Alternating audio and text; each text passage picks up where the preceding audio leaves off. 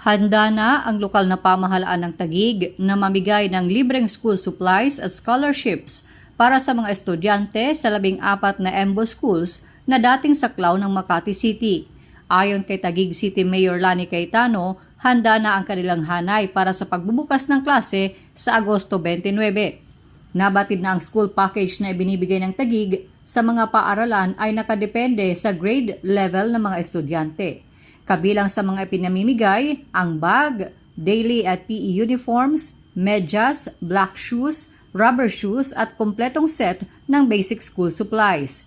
Sa daycare, kinder at elementary ay makatatanggap ng 3 set ng uniform at 1 set ng PE uniform kung saan susukatan ang mga estudyante para rito.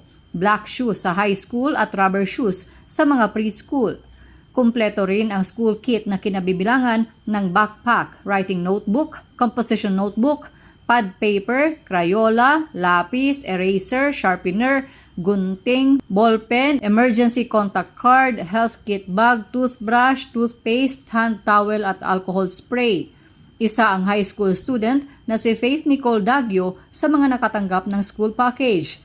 Ayon kay Dagyo, kinabahan siya nang malaman na ililipat na sa Taguig ang pamamahala sa 14 na eskwelahan dahil sa posibilidad na mawala ang mga school benefits.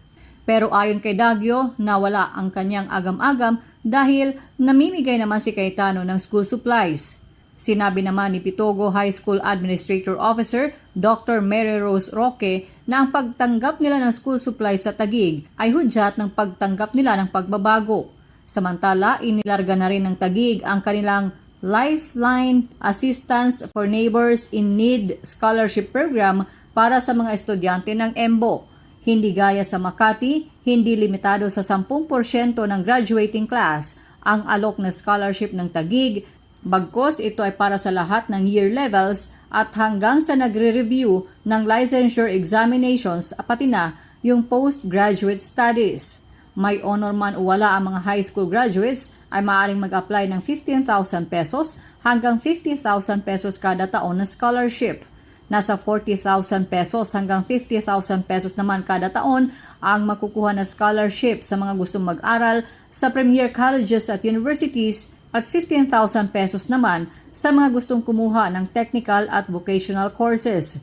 Sa mga nagre-review ng board at bar exams ay mayroong one-time assistance na 15,000 pesos hanggang 20,000 pesos at dagdag na 50,000 pesos pa kung papasok sa top 10.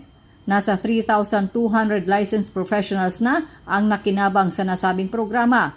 Sa mga kumukuha ng master's at doctoral degrees ay 18,000 pesos hanggang 60,000 pesos habang may tulong din na 50,000 pesos na thesis at dissertation grant o sa kabuuan ay nasa 110,000 pesos.